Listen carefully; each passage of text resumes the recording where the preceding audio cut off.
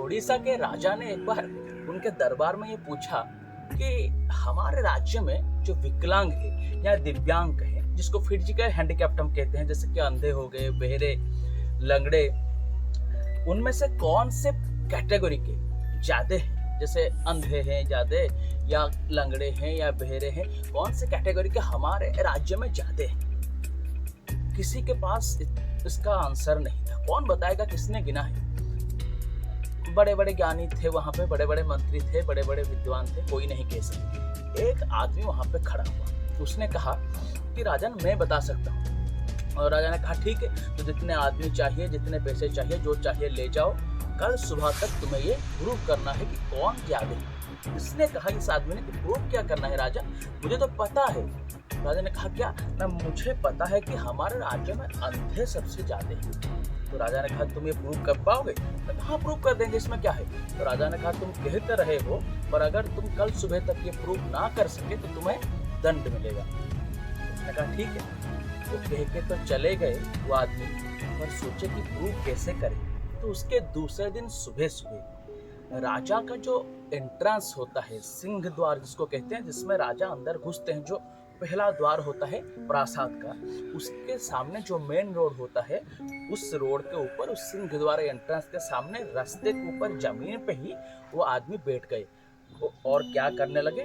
उलझे हुए रस्सियों को खोलने लगे। उलझे हुए रस्सियों को खोलना आसान बात नहीं है, बहुत समय लगता है, बहुत दिमाग लगता है, होता भी नहीं, फिर से उलझ जाते हैं। उलझे हुए बहुत सारे रस्सियों को, गुच्छे को खोलने लगे।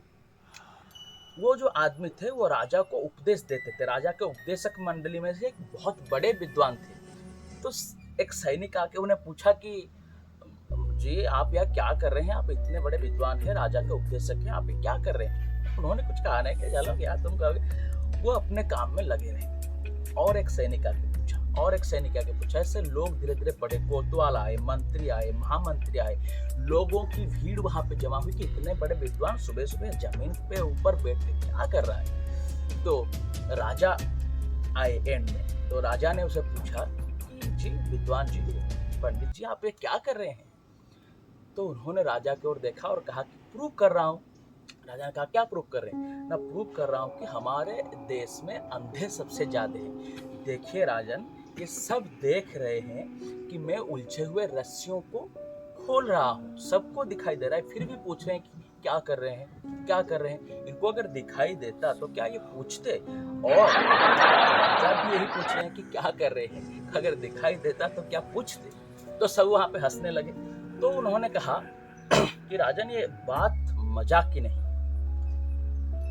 वो ये कहना चाहते हैं। उनका नाम क्या है हम आगे बताएंगे, पहले किस्सा सुन लेते हैं। उन्होंने ये कहा कि राजन, ये भले आंख से अंधे ना हो, मेरे कहने के पीछे का कारण ये है कि ये मन से अंधे हैं। ये सब देख रहे हैं कि मैं जमीन के ऊपर बैठ के खुल रहा हूँ उलझे हुए रस्सियों को। ये पूछ रहे हैं कि आप ये क्या कर रहे हैं। ये इसलिए नहीं पूछ रहे हैं कि उनको जानना है कि इसके पीछे क्या कारण है, क्या देश की कोई भलाई है, क्या कोई लॉजिकल साइंटिफिक कॉज है, क्या कोई रिसर्च है। इनको इससे कोई लेना देना नहीं है, नहीं, इनको इससे कोई कुछ पड़ी नहीं। वो ये पूछ रहे हैं, अगर इनको इसी से लेना होता कि कारण क्या है, क्यों ये कर रहे हैं, तो ये पूछते कि आप ये क्यों कर रहे हैं। इनमें से किसी एक ने भी ये नहीं पूछा कि आप ये क्यों कर रहे हैं। इन्होंने पूछा कि आप ये क्या कर रहे हैं, इनके पीछे का कारण, इनका भाव समझ रहे हैं। किस लिए पूछ रहे हैं? पूछ रहे हैं इसलिए कि आप इतने बड़े आदमी, आप इतने बड़े विद्वान, जमीन के ऊपर बैठ के ये क्या कर रहे हैं? आप जमीन पे बैठ के क्या कर रहे हैं? इसका मतलब इनके ईगो को हर्ट होता है। अगर मैं बैठा हूँ, इनको इतना हर्ट होता है, तो ये तो अगर कभी आए जरूरत तो ये खुद नीचे कभी नहीं बैठेंगे। जमीन में बैठ के ये करने से उनको तकलीफ है। राजन, मन से अंधे हैं, इगोइस्टिक है, आंख से अंधे होने वाले की बात मैं नहीं कर रहा हूँ। इसी तरह के आदमी हमारे देश में बहुत हैं, यही कह रहा हूँ।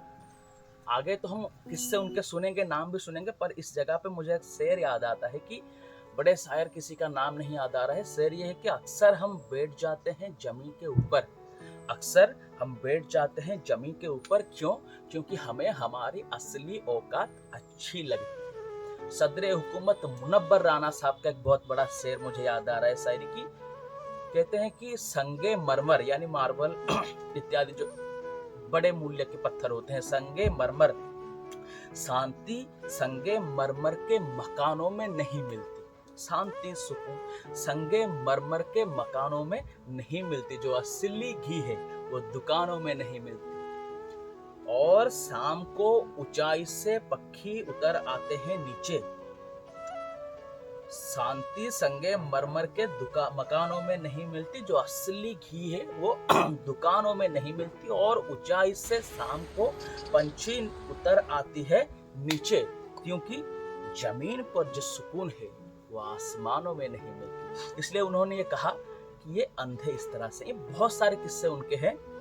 एक बार राजा जा रहे थे घूमने के लिए इसी तरह के जंगल के बीच, तो मंत्री पारिषद सब चल रहे थे। राजा हाथी के ऊपर चल रहे थे, सब नीचे चल के जा रहे थे। इसमें ये आदमी भी चल के जा रहे थे नीचे।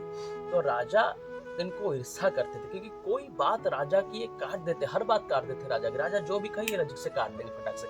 इनके प्रेजेंस ऑफ माइंड बहुत हाई थी, फटाक से रिप्लाई देंगे और परफेक्ट रिप्लाई देते थे। तो राजा जलते थे और सम्मान भी करते थे, क्योंकि आदमी था उस काबिलियत का। तो राजा ने ऐसे मजाक में उन्हें कहा कि देखिए गुरुजी, आप जितने भी ज्ञानी हो, राजा राजा होता है। आप जितने भी तर्क लगाएं, जितने भी पढ़ ले, राजा राजा होता है। क्यों? क्योंकि देखिए हम हाथी के ऊपर चल रहे हैं, आप नीचे चल रहे हैं। हम हाथी के ऊपर ऊंचाई पे जा रहे हैं, आप इतने ज्ञानी होके भी नीचे जा रहे हैं। तो उन्होंने क्या कहा पता है? उन्होंने कहा कि हे राजन, आपने कभी तराजू देखे हैं? तराजू? राजा ने कहा देखे हैं तराजू। तराजू में चीजें वजन देखी जाती है, नापी जाती है। तो उन्होंने कहा कि हाँ, तराजू में जिस ओर का पल्ला भारी होता है वो नीचे की ओर जाता है, जो हल्का होता है वो ऊपर जाता है। हम वजनदार आदमी हैं, हमारे व्यक्तित्व में, पर्सनालिटी में वजन है, इसलिए हम नीचे जाते हैं। आप हल्के लोग ऊपर उड़िए।